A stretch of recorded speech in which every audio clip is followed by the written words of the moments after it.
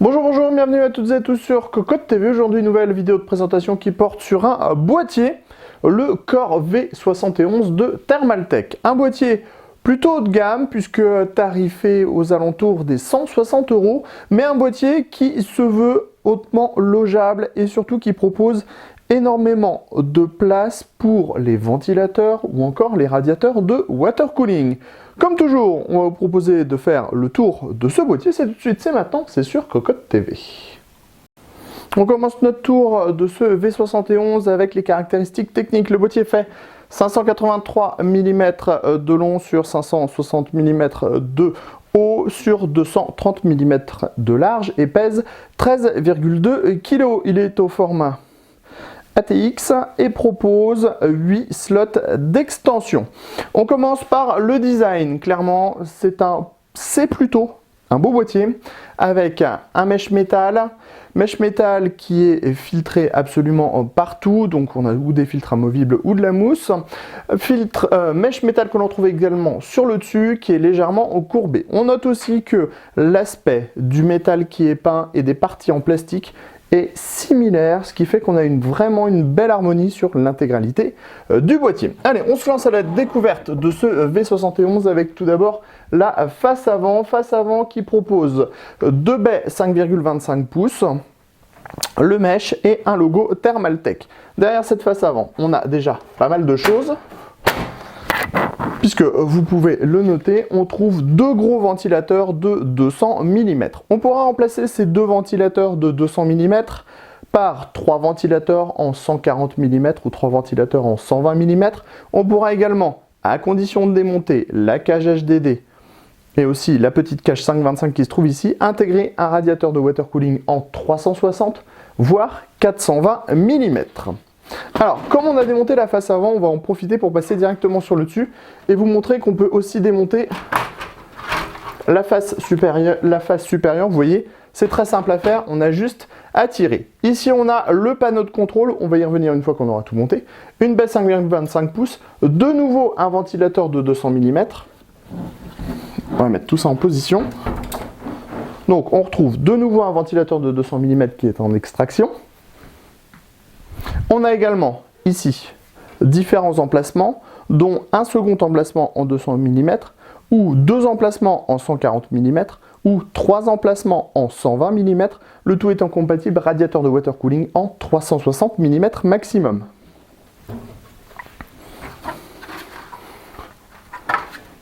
On vous disait que tout était filtré, on a un filtre à destination de ces différents emplacements. Alors, on va remettre le tout en place. Vous voyez, c'est très simple. Au niveau du panneau de contrôle, on va trouver le power on au centre qui s'illuminera en bleu. On a également le reset, la diode HDD, la gestion des ventilateurs, plus moins, la gestion des diodes des ventilateurs, les deux prises USB 2.0, les deux prises USB 3.0, les entrées-sorties audio.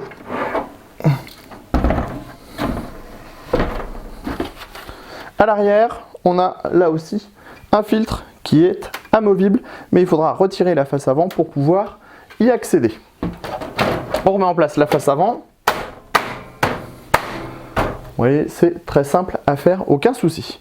On passe donc sur le côté droit, maintenant qu'on a vu l'avant et le dessus. Sur le côté droit, on a la fenêtre en plexiglas, les pieds, et on voit au travers la cage HDD qui est de type modulaire.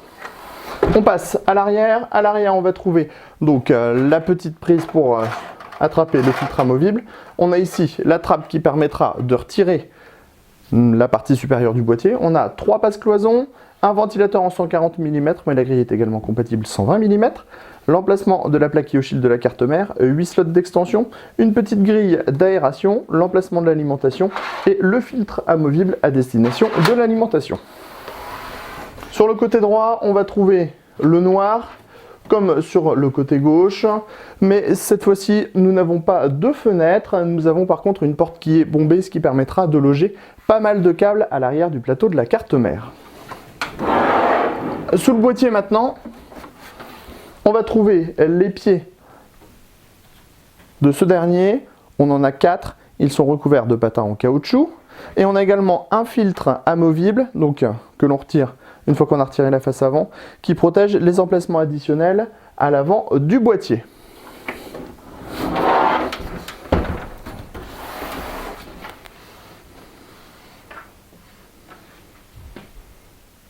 Pour rentrer dans le corps V71, c'est très simple, on a des vis à main. Les vis à main restent en place sur les panneaux, ce qui est plutôt pratique. Ensuite, on tire les panneaux et ces derniers s'ouvrent très facilement. Au premier abord, on a tout ce qu'on attend d'un boîtier moderne aujourd'hui. Donc on identifie tout de suite le montage sans vis sur la baie 5,25 pouces, la présence de paniers HDD également compatibles SSD au niveau des disques durs avec une cage qui est à 90 degrés qui est arrosée d'air par les deux ventilateurs de 200 mm à l'avant. On a un ventilateur arrière, l'emplacement de l'alimentation qui est dans le bas avec une réglette qui permettra d'ajuster la taille selon votre bloc d'alimentation. On a également un large accès backplate. On note que les plots sont déjà présents sur les cartes mères, ce qui est plutôt bien. Et on a des passages pour le câble management avec des caches en caoutchouc. Au niveau de la baie 5,25 pouces, on en a donc une ici, la seconde sur le dessus. Il faudra démonter la cage, démonter la partie supérieure pour pouvoir monter un lecteur dans la baie 5,25 du haut. Ensuite, on a les différents paniers HDD compatibles SSD. Ils marchent comme des cassettes. Ils proposent un système de fixation sans vis pour les disques durs, avec système de cils en bloc pour lutter contre les vibrations. Et on a également une compatibilité 2,5 pouces pour les SSD. Il faut savoir que toute cette partie, également la petite baie 5,25 pouces, est intégralement amovible. On a des vis à main pour démonter la grande barre. Ensuite, on a des vis à main derrière les différentes cages des paniers HDD. On a 3 cages au total. On pourra harmoniser le tout comme vous voulez, laisser que la cage du bas, passer la cage du bas en haut. Enfin bref, pas mal de possibilités. Dans le bas, on l'a dit, on a l'emplacement de l'alimentation ici, avec une réglette que l'on peut déplacer selon certaines positions. On a des plots en caoutchouc pour limiter les vibrations. À l'arrière, on a le ventilateur de 140 mm, les 8 slots d'extension, l'emplacement de la plaque qui oscille de la carte mère et l'emplacement de l'alimentation dans le bas, comme on l'a déjà noté.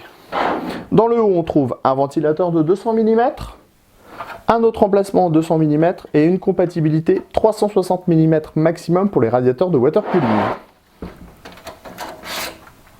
Ensuite, vous allez nous dire si on a envie, par exemple, de retirer la cage HDD et de quand même profiter de quelques unités de stockage dans le boîtier. Vous voyez, on a toujours en fait la possibilité, une fois qu'on aura démonté toute la cage HDD, de pouvoir intégrer des paniers directement à l'arrière du plateau. Alors on n'a pas bien appris nos cours, comme ça nous arrive assez souvent, mais en gros, on prend les emplacements, on prend les cages HDD, on va venir les glisser dans les emplacements à destination des disques durs, on va venir les rabattre, elles vont venir s'installer et se clipser comme ça à l'intérieur du boîtier. On pourra donc comme ça toujours installer 2 disques durs ou 2 SSD à l'intérieur du boîtier, ce qui est plutôt une très bonne chose. Au niveau du tarif, on l'a déjà dit, on est sur une base qui sera à 159 € en magasin et en boutique. Clairement, cette nouvelle série Core de Thermaltake propose plutôt du bon, on l'avait déjà vu avec le petit Core V1. Et ce Core V71 propose vraiment une finition qui est plutôt très bonne pour du Thermaltake, mais pas que pour du Thermaltake. La finition est vraiment bonne avec un bel aspect des plastiques, un bel aspect de l'acier, plutôt une belle peinture et à l'intérieur on a des grosses fonctionnalités puisqu'on pourra, si on le désire, mettre 2 radiateurs de water cooling dans les tailles maximum, à savoir quand même du 420 mm à l'avant et du 360 mm dans le haut, même déjà 2 360 mm dans le haut et à l'avant seront déjà amplement suffisants pour beaucoup de configurations. Sur ce, on se donne rendez-vous très prochainement sur cocotland.com pour le test complet de ce Thermaltake Core V71.